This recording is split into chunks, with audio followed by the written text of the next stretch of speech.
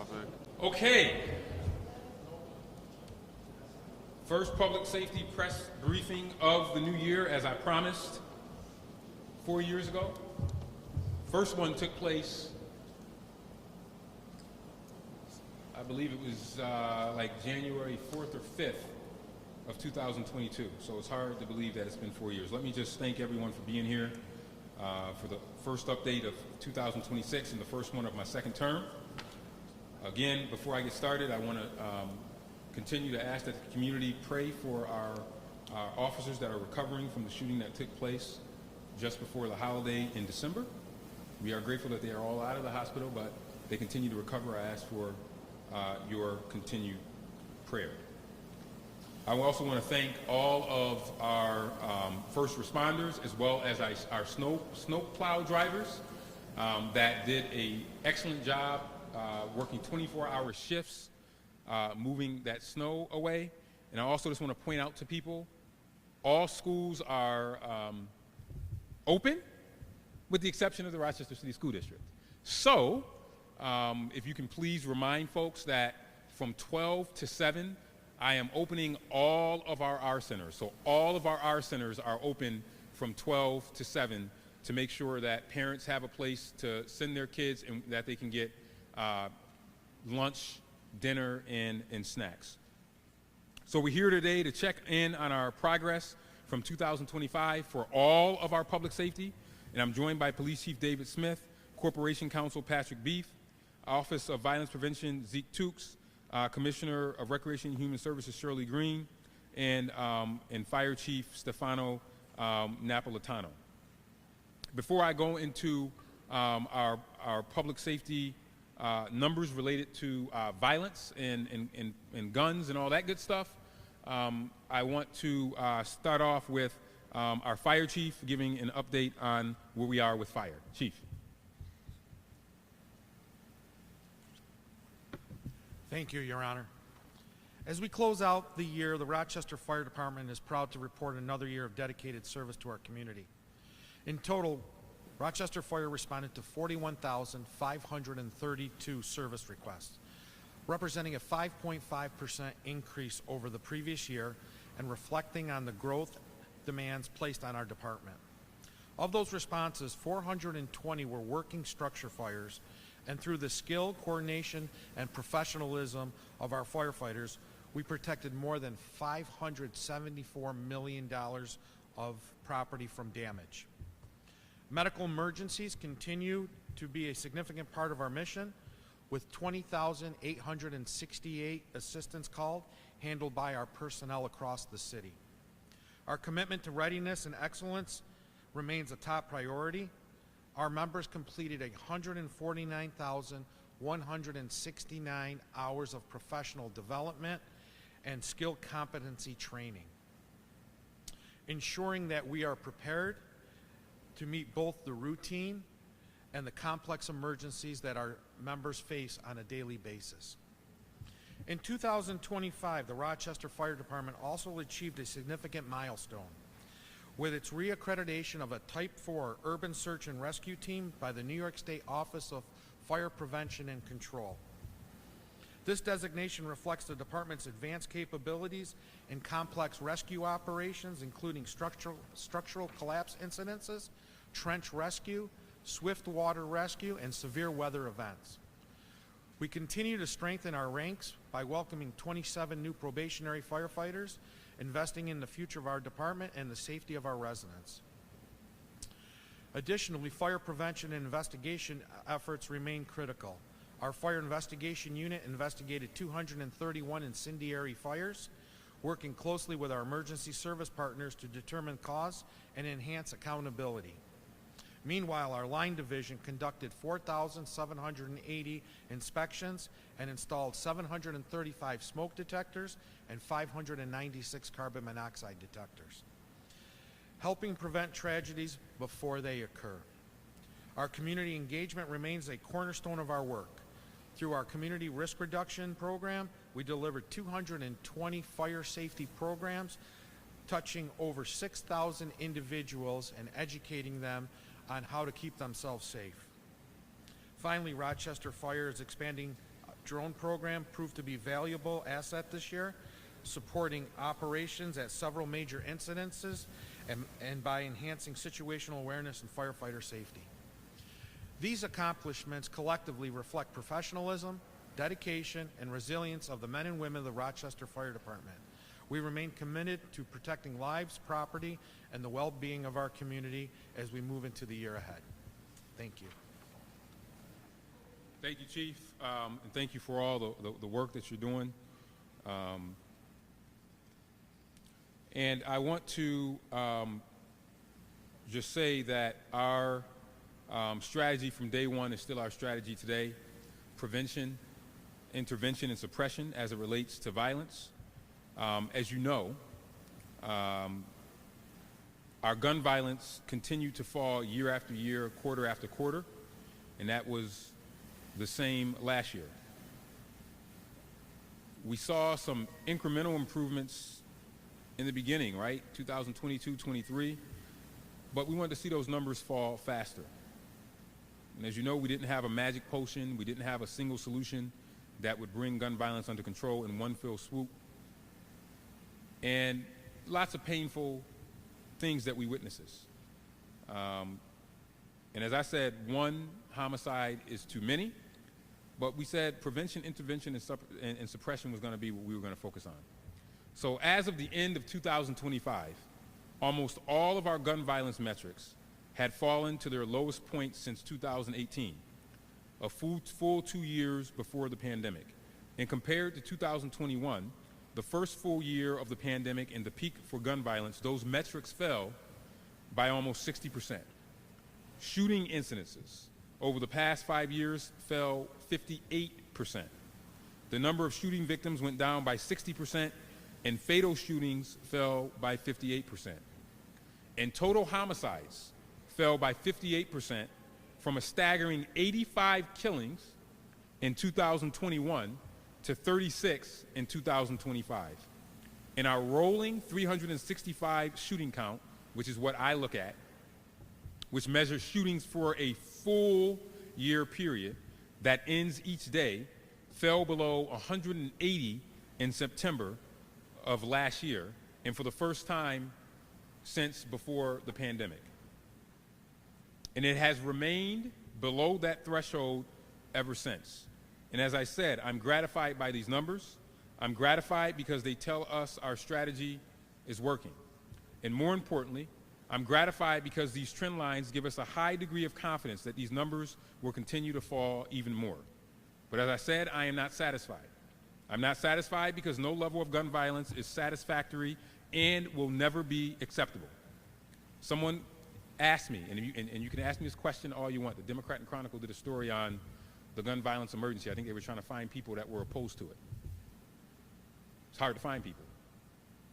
And the reason why is because there is no acceptable level of gun violence. So I want to give you this answer. You might ask when we're going to stop the gun violence emergency. Here's your answer. When our numbers mirror what the numbers are in Pittsburgh. When the numbers mirror what they are in Pittsburgh, that's when we'll stop the gun violence emergency. So I ask you, what level of gun violence is acceptable to you?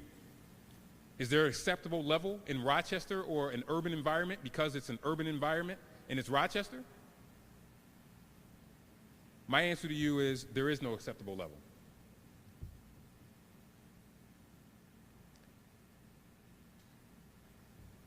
In last month's shootings, of those 3 officers offered a reminder in the starkest of terms that gun violence still threatens innocent people. It was the starkest reminder that too many people only know how to settle disputes with violence, and too many of those disputes take place among domestic partners. And the presence of illegal guns on the street turns too many of those violent disputes into catastrophic, irreversible results. Now, before I turn this over to the members of our senior management team, I'd be remiss to remind everyone that public safety isn't limited to violent crime and gun violence. We held 2 news conferences last week that underscore that fact. The announcement that we concluded that the warning period of the school bus safety program, that's public safety. And the release of our first ROC Vision Zero progress report, That's public safety. Anybody who is interested to learn more about those developments can find those news releases and links to the video on our website. This weekend snowstorm also provides a reminder that our frontline workers and those working against the snow, our plow drivers, also play a critical role in public safety, and I'm grateful for those work as well. Now I'm going to turn it over to members of my senior management team to talk more about the work that we have ahead this year, as well as the numbers of where we ended last year. And I'm going to start with Chief Smith. Chief Smith. Thank you, Mayor. 2025 was a very busy but also difficult year for the RPD. As the Mayor mentioned, thankfully, all 3 of our officers who were shot in December are out of the hospital and continue to improve. But those 3 officers were 3 out of more than 180 officers injured on the job in 2025. I'm also happy to report that violent crime continues to drop. As the Mayor mentioned, homicides dropped for the 4th year in a row. They dropped to 36 last year compared to 85 in 2021 and 47 last year. 23 of these homicides were firearm related, which is a 47% drop from our 5-year average. Already at a 72% closure rate for 2025, we have several more additional arrests pending for homicides. As far as non-fatal shootings, our number of shooting victims dropped in 2025 to 162 from our high of 419 in 2021. And for comparison, we had 206 in 2024. Our non-fatal shooting unit, again, which is a unit that we piloted as part of our GIVE project with New York State, continues to thrive with a closure rate of approximately 50% in 2025. And again, I remind you, nationwide, the solvability rate for non-fatal shootings is usually in the area of 10 to 14%. Our non-fatal shooting unit solvability rate does continue to increase. Again, in 2024, it was 40%, and the year before that, it was 30%. We continue to have success in our targeted areas that we work. For example, the Scioto and Weld Street area. Over the last several years, Clinton section coordinated what we call a case of place response due to repeated acts of gunfire and neighborhood complaints. There were 5 people shot there in 2022 and 6 in 2023. A case of place response doesn't just look at offenders in a specific area, but also looks at the area itself. We try to do analysis of locations, lighting, environmental design, and other factors that drive the violence. This case of place investigation was a collaborative effort with our other partners in the community, such as the Lewis Street YMCA, the New Bethel CME Church, Delta Sonic Car Wash, and other neighbors and partners in that area. The success of this case of place response and the collaborative work so far has led to no one having been shot in the Scioto Weld area in 2024 or 2025. Last year, actually beginning in 2024, but we completed rolling out the program in 2025, was our Leave Behind Naloxone program. At the end of 2024, we began the program by distributing naloxone or Narcan kits to high-risk individuals. In 2025, I'm happy to say we distributed over 1,600 kits in our community. We also continue our gun-involved violence elimination program with New York State.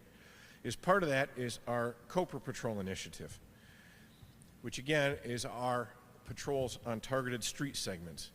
And I remind you, the data shows us that citywide, if you look at the city, we've divided the city into approximately 10,000 street segments. We were then able to say that 100% of our gunfire occurs in only about 16 of those segments, 16% of those segments. So using our evidence-based policing strategy, we conduct proactive patrols in that 16%. This includes a heavy emphasis on simply getting out of the car and walking. In 2025, we conducted over 12,000 of these directed foot patrols and proactive assignments, mostly in our 37 targeted area covering 96 city blocks.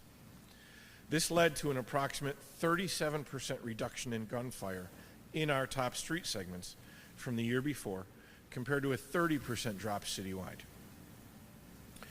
For 2026, where are we going moving forward? We're going to continue our emphasis on our non-fatal shooting program. Our closure rates are still increasing.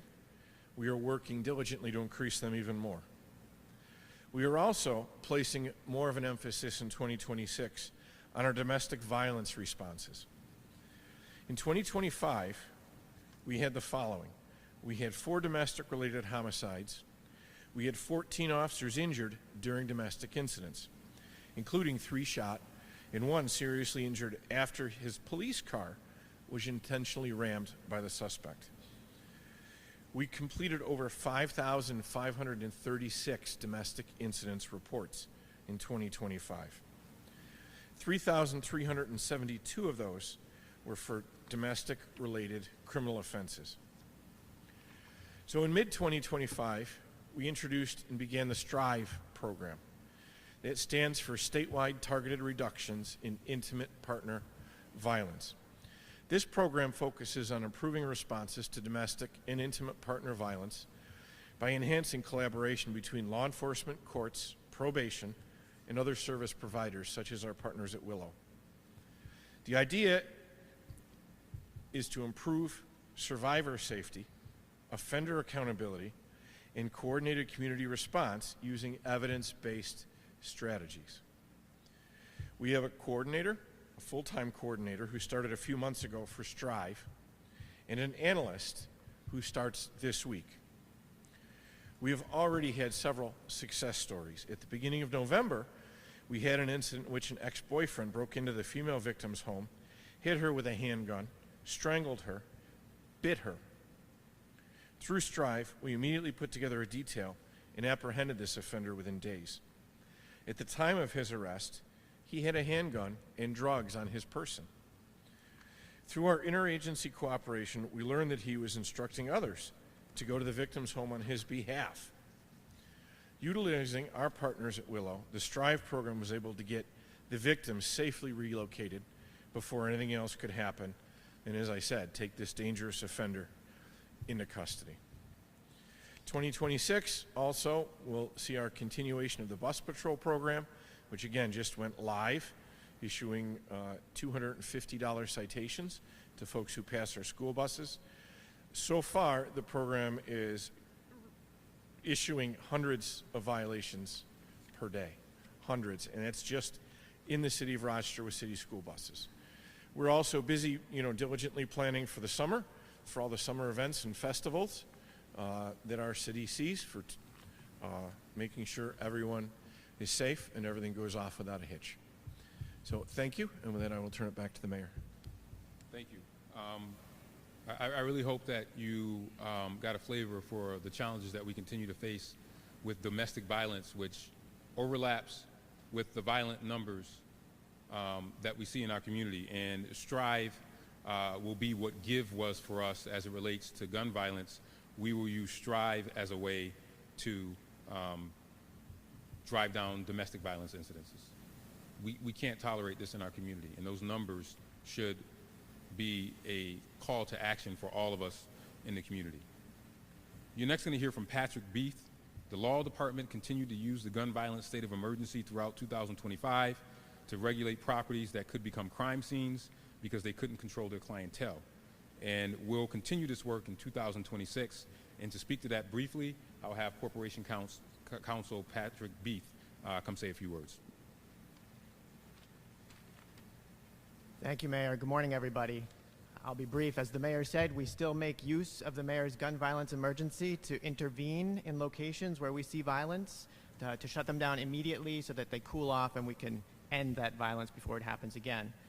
In 2024, we issued closure orders on 12 properties. In 2025, that was on 15 properties. So far in 2026, we've used a closure order on 1 property. We, of course, hope to be able to use these less and less, but we're going to respond as we have to as violence happens. I also just note that the Law Department, in addition to coordinating with the RPD on these violence situations, the fire chief spoke about vacant buildings and fires. We also coordinate with code enforcement to make sure that vacant buildings, if the property owners are not keeping them adequately boarded, that the city is doing the same for the protection of our communities. Thanks very much. Mayor? Thank you, Patrick. Next up, I want to bring up Zeke Tooks, who will talk about the work of the Office of Violence Prevention. They've got some exciting initiatives coming up this year, and especially when it comes to helping young people who've been caught up in the criminal justice system. And a lot of these numbers that you see are because of our work with young people. You can go back and look at the number of young people involved in violence in 2022, and the subsequent years it continued to drop because we have a focus on our young people, and particularly a focus on making sure that they are involved in meaningful activities. So with that, I'll turn it over to Zeke. Zeke? Thank you, Mayor. This year, the Office of Violence Prevention will continue to build on the progress we've made over the years. That means being in the schools, being in the neighborhoods, and showing up during and after moments of crisis. It also means staying connected to the people, listening, and making sure that our work and our programs reflect what the community needs. I want to speak briefly today about our programs and what that looks like. Pathways to Peace will continue to be the cornerstone of that effort through street outreach, school support. We are in 9 schools. Through school support, follow-up services, they meet people where they are and they help stabilize situations way before they become bigger. Their presence matters, their consistency matters, and you can see that impact when you come in contact with a young person who feels supported, respected, and they feel not forgotten based on those efforts of Pathways to Peace. Advanced Peace, one of our other programs in the Office of Violence Prevention, this program is moving strong. We're closing out on our cohort 3, and we're working with our cohort 4. Again, this program is an 18-month program. This program works with individuals who carry lived experience with gun violence, whether that's through involvement or through actual impact. This work is about growth, accountability, and real opportunity. Some of the things that you see here that we do with this program, just very multi-layered. We have a wraparound support approach that we have with this program. We do our Choose Wisdom job fairs. We had one that was 2 Saturdays ago that was an amazing job fair. And again, that job fair was intended to support our individuals who are in our community who may be just as involved, who have that low work experience, and who may find it difficult to find employment. So our Choose Wisdom job fairs, we will have those quarterly, and just be on the lookout for that information as the year goes on. We're also very excited to talk about our partnership with Breathe Deep. Mental health and wellness are critical to the people that we serve. These partnerships allow us to connect participants with the right counseling and support, making sure their well-being isn't an afterthought, but a foundation to their stability and progress. So connecting young people, our participants, with mental health support is absolutely public safety. At the end of the day, our focus is simple. We build relationships, we're building trust, we're expanding our partnerships, increasing our visibility, and keeping our city moving forward together. As the mayor has mentioned, this effort is an effort that belongs to all of us. It's truly a shared effort, and I'm truly proud of the work that the Office of Violence Prevention is doing and what we will continue to do for 2026. Thank you. Thank you, Zeke. Thank you for all your work. We have a very busy year ahead in terms of the preventive aspect. As I said, the way to keep young people out of trouble is to keep them busy, making them so tired that they don't have time to be able to get in trouble. And the Department of Recreation and Human Services is extremely busy and has a busy year. And to speak more about that, the Commissioner of the Department of Recreation and Human Services, Dr. Shirley Green. Thank you, Mayor. At the Department of Recreation and Human Services, we are extremely proud of our role in the strategy Mayor Evans spoke of regarding prevention and intervention. And we're also incredibly happy to see that within the reduction in violence that the Mayor spoke of, violence among young people is on the decline, especially firearm violence. We want parents and caregivers to know that one of the best ways to help their kids stay safe and prepared to become successful adults is to participate in the many programs we have to offer, especially at our recreation centers. Winter programming at the recreation centers is now underway. This includes hundreds of after-school programs at the city recreation centers that keep our youth physically active, mentally engaged, and emotionally supported in the presence of caring adults. That includes homework help and study work. And when schools are closed for February recess next month, the rec centers will convert to daytime programming. Children will be served breakfast and lunch.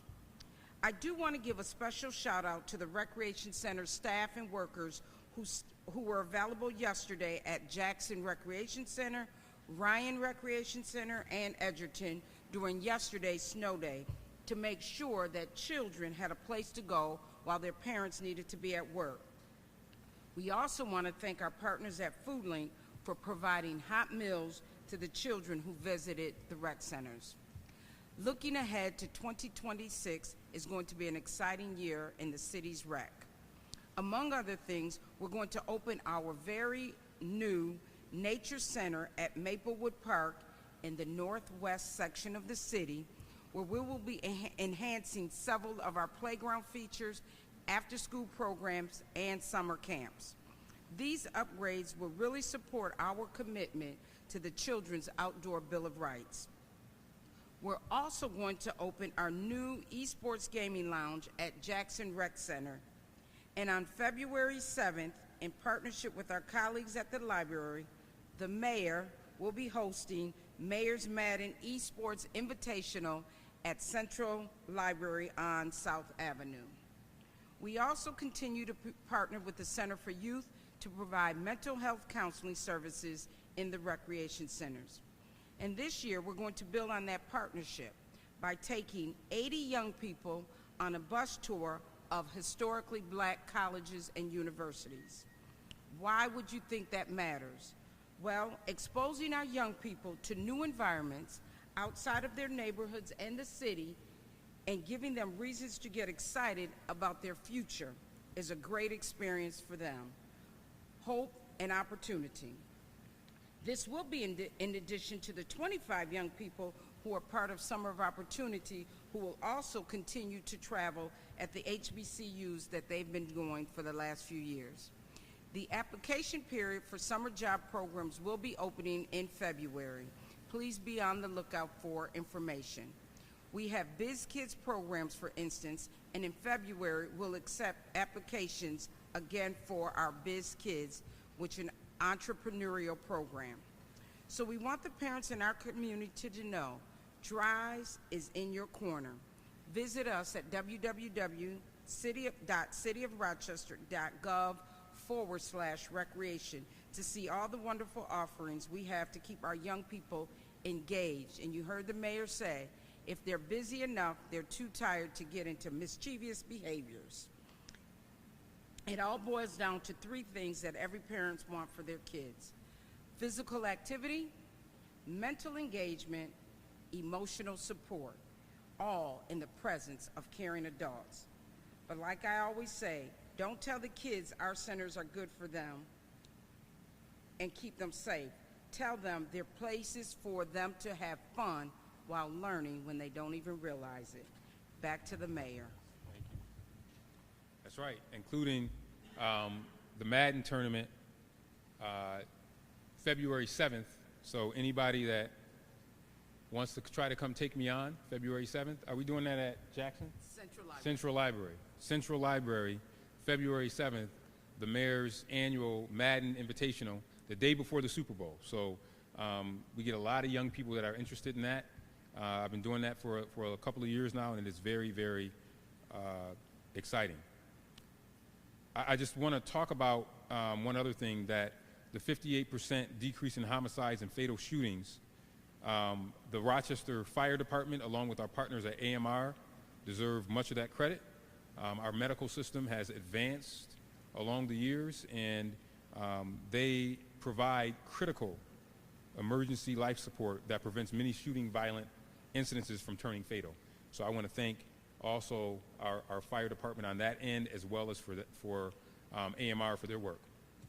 I often tell young people the only place success comes before work is in the dictionary, and as you can see, all of this that we are doing, it takes work.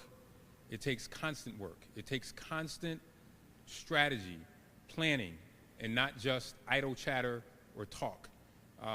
It takes a lot of work, and I can't do this alone. I often say it's we, not me, and I want to thank all of our departments and our broader community for stepping up to helping us ensure our public safety. With that, I'll take any on-topic questions that you may have related to public safety. Questions? Mayor, I'm wondering, when you're walking the streets, talking to people that you serve, the statistics say one thing, but do they feel safer? What do you hear from them about the feel? I think it depends on who you talk to. For example, if you say to someone and they were the victim of one of the shootings that you hear about in the city, of course they're not going to feel safe. They're going to feel some angst because they experience it, and your experience is your reality. But overall, people realize that the numbers are the numbers. So either you have 85 body bags in 1 year, and then you have 36. So the numbers tell the story, but they may not tell the feeling. And that is why it's important for us to continue our gun violence emergency, because we want to send the point that one shooting is too many, that one stabbing is too many, and that violence has no place in a civilized society. So that's why I always temper the successful numbers with being gratified but not satisfied. And I think people understand that, because if you're a victim of a homicide or you know someone who was recently shot, those numbers don't mean much to you, because you are either interacting with someone who has just been a victim of violence, or worse, coming away from a funeral from someone that may have seen a homicide. So it's important to remember that we always put these numbers in context, and it's why we don't celebrate and dance all around. What we do is pause and reflect on the progress that we made, because the progress fuels future progress. And it's undeniable that we have made great progress. We have almost cut homicides in half from where they were at the high point in 2022. So that's what's important for folks, and to make sure that we respect everybody's experience.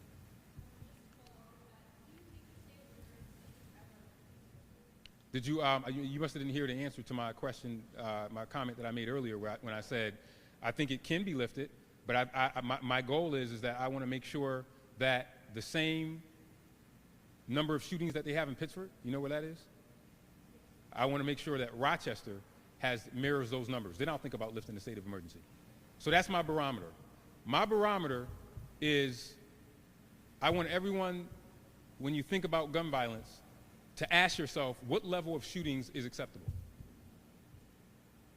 And more importantly, to Jen's question, if you're talking to someone who was just involved in a shooting or got shot, what level of shooting do you think that they would say is acceptable to them?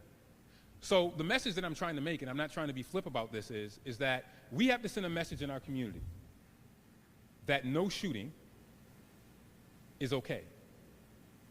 And until we're able to do that as a society, we will continue to accept 20, 30, 40, 50 shootings. We shouldn't have them. There are countries around the world where they have no shootings. Vision Zero is one of our most ambitious programs. And that says that we want to have 0 crash deaths. Why can't we do the same thing for shootings? I guess the question becomes, use of the term gun violence emergency. Couldn't you just go to city council and ask for those powers in a way that could be correct versus having to have it be under emergency? I think it's important because it's an emergency, because you probably don't know many people that have been shot, but to them it's an emergency. To them it's an emergency. I've known more homicide victims probably than everybody standing up here. That's an emergency. A mother that has to bury 1 or 2 kids, that's an emergency. A 14-year-old being blown away while he's going to the store to get noodles, that's an emergency. The number of individuals that we just laid out that were victims of domestic violence in which a gun was involved, that's an emergency. a woman that is trying to get away from somebody that they are intimately involved with and they put a gun in their mouth, I think that that's an emergency.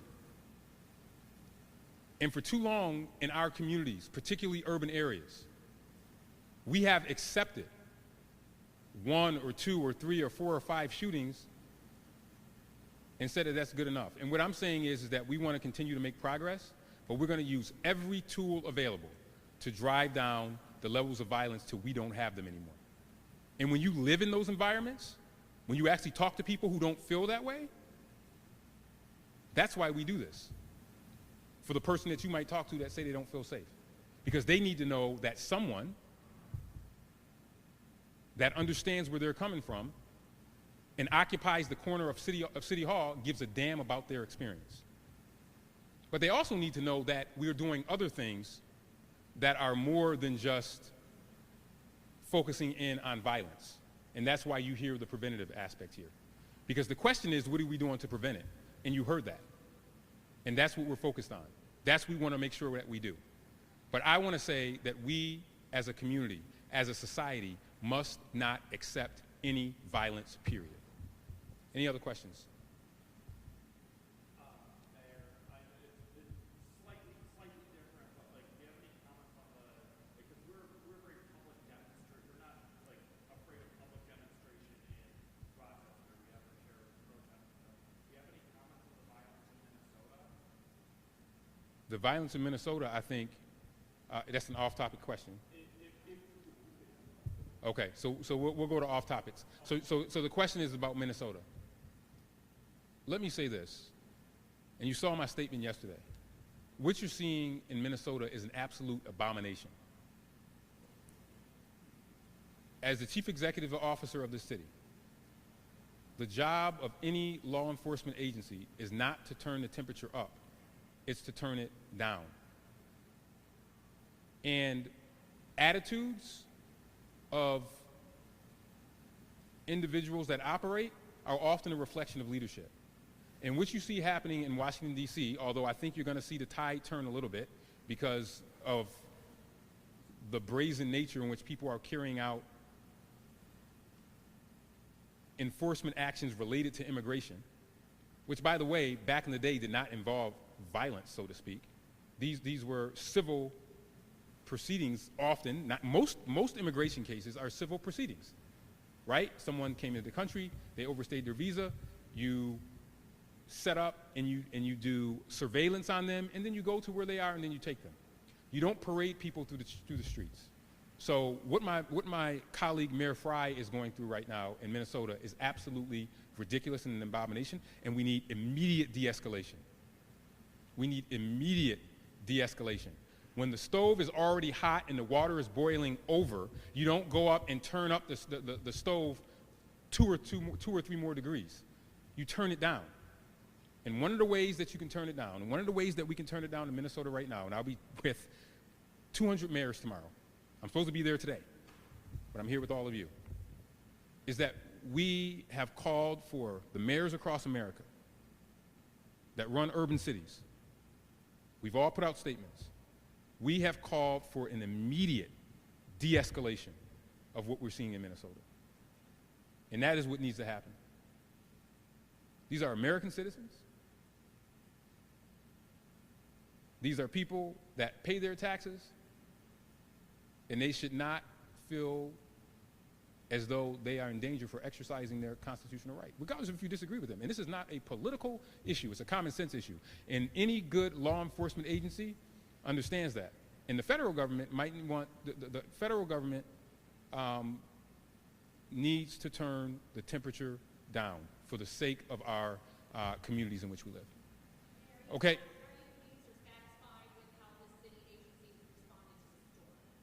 Yes, I'm very pleased. And in fact, one of the things I'm very happy about and one of the best practices is that I'm glad that I made the decision to declare a state of emergency early on Sunday. Because after I declared that state of emergency, you saw that caused a cascade of people canceling school. My kids were very happy that I declared the state of emergency early on. Because many people take their clues from the city and us declaring a state of emergency. So when we do that, that gives other people cover to say, all right, the city's doing it, we're gonna cancel schools. But the reason why we do that selfishly is because it makes it so much easier for us to be able to plow the main arterials when we're able to do that without being prohibited by school buses and people being on the road. So that helped. The other thing I'll say is I always remind people that Rochester is only one of 3 cities that actually plow our sidewalks. No other cities, except for 3, plow their sidewalks. Remember, when we get over 3 or 4 inches, we use contractors, city crews to plow our sidewalks. So remember, it goes main arterials first, then side streets, then sidewalks. And I think that we did a good job considering all that we were contending with. I am still very concerned about the cold because the snow won't melt as fast, and that creates hazardous conditions when snow melts over. Now I want to remind everybody, please make sure that you're checking in on your neighbors, and please make sure that you are checking in on those that might be homebound, disabled, or the elderly. Did you get a lot of complaints from people about the side streets? Are you happy with your contractors and how quickly they did? I think that you always have to look at, first off, you are always going to get people who are like, hey, wait a minute, you didn't come to you didn't plow the side streets fast enough. But I think overall, I was happy to get a lot of good feedback yesterday from people. But again, it's all about, it goes back to your question about, violence, right? It all depends on the person's experience. Because if you're on a side street where somebody may not have moved their car like they were supposed to, and a plow truck couldn't get down it, you're not happy. And there are a lot of situations like that in Rochester. Because the city has so much parking on the streets, and a lot of people don't follow the rules. So if a plow truck is coming and they can't come, it has to then wait for that car to be moved in order for them to be able to do that. And who does it affect? The homeowner. So it's important to do that. But we did our best, and I think that you will see at least the main arterials. I think we give that an A+. Any other questions? Okay, thank you, everybody, and I'm sure I'll be seeing some of you soon. Thank you. Get the Rochester First streaming app today for everything you love from News 8 On Demand, plus exclusive shows you won't see anywhere else. Search ROC and download for free on Roku, Amazon Fire, and Apple TV.